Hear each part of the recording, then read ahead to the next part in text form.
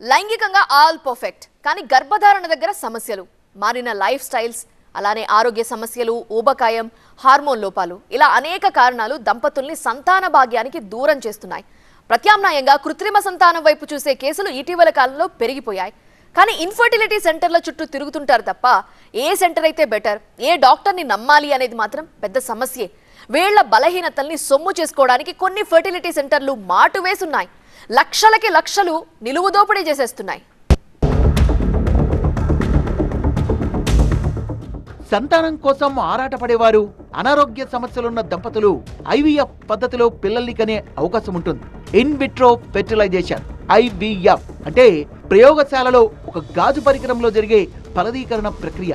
తల్లి దగ్గర నుంచి అండాన్ని, తండ్రి దగ్గర నుంచి వీర్యాన్ని శాంపిల్స్ తీసుకొని ఇంక్యుబేటర్ లో ఉంచి తల్లి గర్భంలో టెంపరేచర్ తో సరిపోలేలా చేసి 5-6 రోజుల పాటు పిండాన్ని ఎదగనిస్తారు. తర్వాత దాన్ని తల్లి గర్భంలోకి ప్రవేశపెడతారు.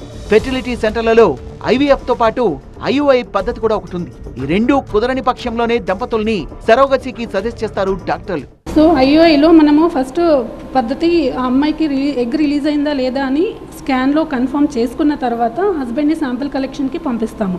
హస్బెండ్ శాంపిల్ కలెక్ట్ చేసిన తర్వాత ఆ శాంపిల్ని తీసుకొని చక్కగా ప్రాసెస్ చేసి అందులో చక్కటి కదిలే కణాలని తీసుకొని ఇంజెక్షన్ ద్వారా ఆమె గర్భసంచిలోకి మనం ఇంజెక్ట్ చేస్తాము. సో ఇక్కడ ఎగ్ రిలీజ్ అవుతుందా లేదా అనేది మనం స్కాన్ ద్వారా కన్ఫర్మ్ చేసుకుంటాము. సో ఈ ఎగ్ రిలీజ్ అయ్యి ట్యూబ్లో ఉంటుంది. ఎగ్ రిలీజ్ అయిన తర్వాత మనము ఆ కణాలను తీసుకొని ఇంజెక్ట్ చేస్తాము. ఇది ఐయుఐ పద్ధతి. తర్వాత చాలాసార్లు వాళ్ళు న్యాచురల్గా ట్రై చేసి ఫెయిల్ అయినప్పుడు మనము వాళ్ళ వైపు నంబర్ బాగుండి ఎగ్ నంబర్ కూడా ఆడవాళ్ళ వైపు బాగున్నప్పుడు మనం ఐయుఐ సజెస్ట్ చేస్తాము. కృత్రిమ గర్భధారణ మొదటి దశలోనే క్లియర్ పిక్చర్ రావాలంటే 50 దాకా టెస్టులు చేయాల్సింది.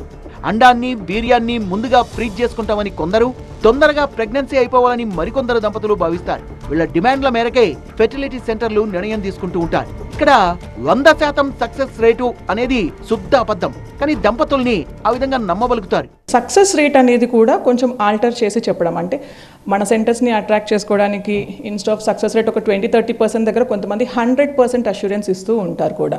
ఈ 100% అష్యూరెన్స్ ఐవీఎఫ్ సక్సెస్ అవుతుంది అనేది మాత్రం ఇది అబద్ధం అండి. 30-40% సక్సెస్ రేట్ ఉన్నది అని చెప్తే మనకు అది ఒక గుడ్ పాజిటివ్ సైన్. మనం ఇన్ఫర్టిలిటీ సెంటర్స్ని అప్రోచ్ అవ్వచ్చు. 1978 జూలై 25న ఇంగ్లాండ్లో పుట్టిన లూయిస్ జాయ్ బ్రౌన్ తొలి టెస్ట్ ట్యూబ్ బేబీగా చరిత్రకెక్కింది. ఆ తర్వాత ప్రపంచవ్యాప్తంగా ఏటా 5 లక్షల మందికి పైగా పిల్లలు ఐవీఎఫ్ పద్ధతిలో భూమి మీదకు వస్తున్నారు. 25 లక్షల మంది కృత్రిమ గర్భధారణకు ప్రయత్నిస్తే సక్సెస్ రేట్ 20%కి మించడం లేదు. డాక్టర్ల సిన్సియారిటీ ప్లస్ సీనియారిటీ రెండూ ముఖ్యమే. పైగా అండం, వీర్య కణాలు పెరగడానికి హార్మోన్ ఇంజెక్షన్లు ఇస్తుంటారు. ఇవి మోతాదు మించితే వికటించే ప్రమాదం కూడా ఉంది. కొంతమంది మేము ఎర్లీగా ప్రెగ్నెన్సీ అయిపోవాలి, మాకు టైం లేదు, మాకు ఈ గోల్స్ ఉన్నాయి, మాకు ప్రెషర్ ఉన్నాయి అనేసి మాకు 1 మంత్లోనే ప్రెగ్నెన్సీ రావాలి అని కొంతమంది ప్రెషర్ చేస్తుంటారు.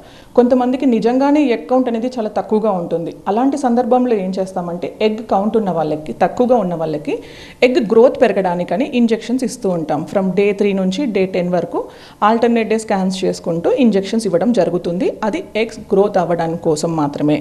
సో ఇలాంటి నంబర్ ఆఫ్ ఇంజెక్షన్స్ ఎక్కువైనా కొద్దీ వాళ్ళ బాడీ మీద ఎఫెక్ట్ అనేది ఉంటుంది.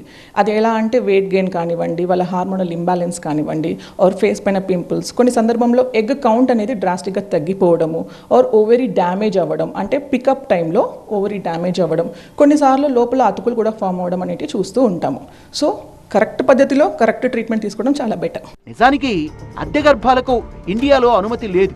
ఐవీఎఫ్, ఐయుఎఫ్ కుదరని పక్షంలో మరో ఆప్షన్ మాత్రమే అద్దె గర్భాన్ని ఆశ్రయించడం. పెళ్లైన తర్వాత 5-6 ఏళ్ల పాటు దాంపత్య జీవనం సాగించినా గర్భధారణ జరగకపోతే సరోగసీ పద్ధతికి వెళ్లే ఛాన్స్ ఉంది. కమర్షియల్ సరోగసీని తగ్గించడం కోసం షరతులు పెంచి కొత్త చట్టాన్ని తీసుకొచ్చి కట్టుదిట్టం చేసింది కేంద్ర ప్రభుత్వం.